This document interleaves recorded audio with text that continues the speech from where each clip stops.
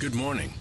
You're listening to Arts Toronto with Mark Wigmore on Jazz FM91, Jazz and the Arts. Andy Kindler is a comedian's comedian in the sense that he writes his routines about comedians. Well, he does much more than that, but he certainly has a way of doing things his own way. He's been an alternative voice in a very tough business for a very long time, and his perseverance has paid off. These days, he enjoys headliner status at big comedy festivals like Just for Laughs in Montreal and JFL 42 here in Toronto. His inside baseball commentary and outspoken presence in social media has made him a fixture of the alt comedy scene, and beginning Wednesday, he continues his long-standing alternative show at JFL 42, all taking place at the Royal Theatre. Community arts reporter Shirley Camia spoke to the comedy star from his home in Los Angeles and opened with a fair question. What is alt comedy? Well, the term alt comedy used to have more meaning in the 90s. I had started up a show. I've been doing the Just for Laughs Comedy Festival in Montreal since I don't want to say since 1843. But I started in the early 90s, and then there was an alternative comedy movement that formed then in reaction to the comedy boom, which was the late 80s and the early 90s. And it got to be too many clubs and not enough comics to fill them, and so a lot of comedy clubs, they just kind of went to the lowest common denominator, so they booked acts that appealed to that, and that was kind of against the whole philosophy that caused the comedy boom explosion in the 70s and 80s was actually more original comedy. So that's why alt was a whole movement then. But now, actually, the exciting thing is, I think, and my whole kind of career is not completely based on making fun of bad comedy, but it is a lot of what I do. And it's harder to do that now because now I think it's actually almost like a Renaissance type situation with stand-up. There's so many different types of stand-ups, and people are gay. There's a lot of things. You think about Ellen DeGeneres when she came out and say that she was gay. What a controversy that caused. That would be nothing now. So it's in a lot of ways now is a kind of a cool time period. Speaking of this whole Renaissance period, you've been at it for a long time now. So what has changed for you and what you do over the years? Well, first of all, when I was lucky in the sense that I loved comedy, but I wasn't a stand-up fan so much. When I was a kid, I grew up on Jackie Gleason and Mary Tyler Moore and Dick Van Dyke, and I watched things on Johnny Carson and stuff like that, too. I was lucky that I didn't have a lot of voices in my head of comics I'd heard. So my act, obviously, it takes a while to develop it. When I first started, I kind of was like whatever the audience thought was funny, I would go for. But it definitely evolved into this, I don't know what you call it, but I kind of deconstruct the joke. I tell the joke, I comment on the joke, I comment on the reaction of the joke, I tell people how I came up with the joke. And, I have this joke about where I say, before I was in the comedy business, I was in the deconstruction business. I never built anything. I just commented while other people did it. Drywall looks like wet wall. So, sorry for my performance level. Of course, I'm not the first person. I'd like to think of myself, I have a joke in my act that I'm a comedy pioneer. I was the first comedian to say, "Am I right, ladies?" Before that, the comics didn't care if the ladies thought they were correct. So I am, but I'm not the first person to comment on things. But that's what made me a huge fan of like Letterman. Was I loved when I love self-deprecation. So Richard Lewis, Woody Allen. I grew up on Woody Allen movies, Albert Brooks. So I've always been making fun. I always love to make fun of myself. And when I host, I really do. It makes it even easier to be in the moment. And that's basically the big change that has happened for me was you start years and years, it's just frightening to do stand-up. A lot of people, when they know you do stand-up, they kind of can't believe it because they think it's really brave. But you really start doing 2 minutes and 3 minutes, and for the first few years, depending on the kind of person you are, you're kind of scared all the time. But then once I got comfortable, I really do enjoy. The audience on a good night really relates to the fact that I'm not just reciting something at them, that they're actually brought into the show in kind of every moment. Give me an example of that. I mean, I had a real almost spiritual comedic breakthrough about 6 years ago. I mean, I always thought that I was free to say anything I wanted. So it wasn't like I was censoring myself language-wise. But if things weren't going well on stage, I would kind of sometimes clam up. And a lot of times in the 90s when the crowds were really kind of horrible, I would yell at the crowd or yell at myself. But then about 5 or 6 years ago, it clicked in my brain that if I just said whatever was happening in my brain at the moment, that would free me. So it's kind of lines like, I'll try a joke maybe that I just wrote. And I'll say, oh, great, you're not going to laugh at the half-baked idea I came up with 3 hours ago that really doesn't have a punchline. What is the reaction then when, you do something like that and you say, oh, you're not going to laugh at this?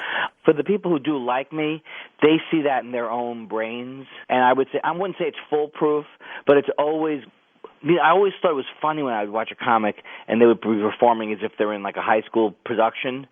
Once there was a comic on one of the late-night talk shows and her belt fell off, and she just kind of like put it back on without saying anything, and I was kind of like, you really kind of can't do that as a comic. You should be commenting on everything. And when something real happens, people notice it. Like once I was on Letterman and something dropped backstage. You could hear someone knocked into something. If I hadn't acknowledged it, it would have looked like I was a little crazy. Now, I think that a lot of times people's strength are also their Achilles heel. So like on a night where you might not enjoy me, it's just like you might say to yourself, stop commenting on every single event. And I will that voice is already in my head. So I'm sure it's in one of the audience member's head. Okay, so this voice that keeps commenting on everything. I was just on your Twitter feed and noticed how very politically vocal you are. Is this another part of your brain going into, I'm just going to say what I think? And does this work its way into your comedy? It does. Twitter's been the greatest thing I've ever been involved with, and also it's shown my addictive side. Like I can't get off of it sometimes. And sometimes, if you didn't know who I was and you just went on my Twitter account, you go, "Well, who's this strident guy who's so upset?" So when I'm doing a stand-up act, I feel like sometimes I'll get angry on Twitter when someone will say, "Hey, just do your jokes." It's like, well, I'm not a trained puppet who's being paid to crank out jokes on my Twitter feed. So on Twitter, I tend to get a lot more passionate, and sometimes that ends up, it filters down into the act, but not the way it is on Twitter. You've been in the business for a while, and it's a very volatile business. So what would you say is this secret you have to perseverance?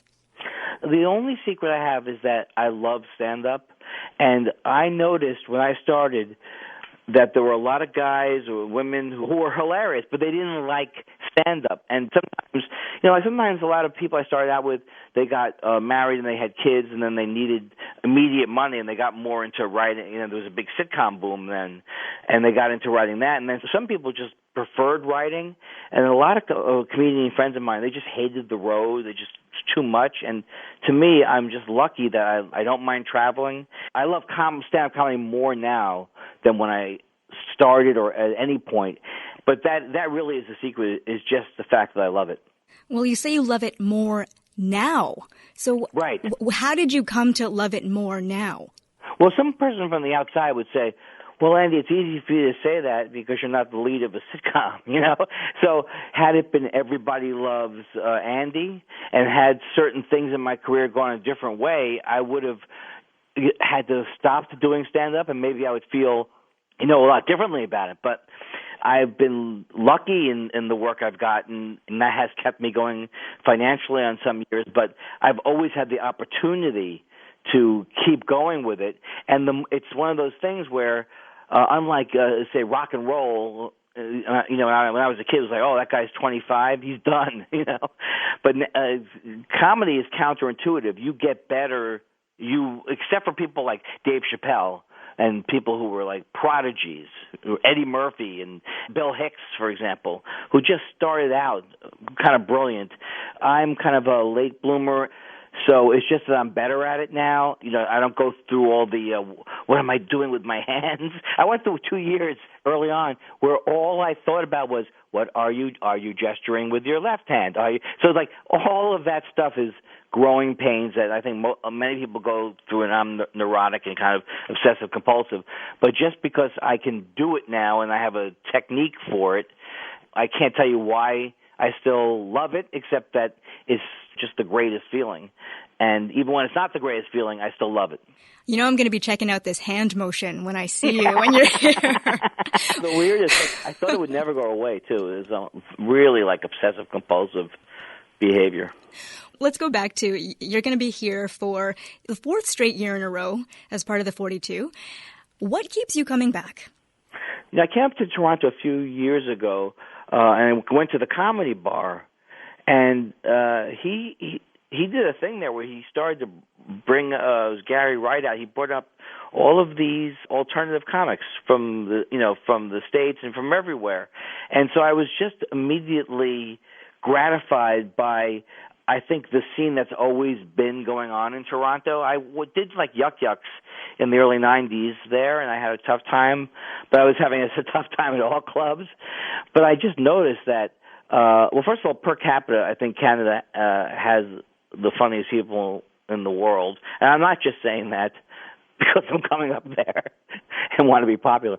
But it's true. And then it just seems like the Kids in the Hall came from there, and Second City. There's just a great artist community in Toronto. So I think the crowds are amazing. And the crowds at the Comedy Bar were amazing, and then the crowds who come to the festival are outstanding. It's just a great city. Well, I'd like to put it down. I'd like to do a Rob Ford joke, but I can't do it. You can catch the very funny Andy Kindler and his alternative show at the Royal Theatre as part of JFL 42 beginning Wednesday and running through Friday night. JFL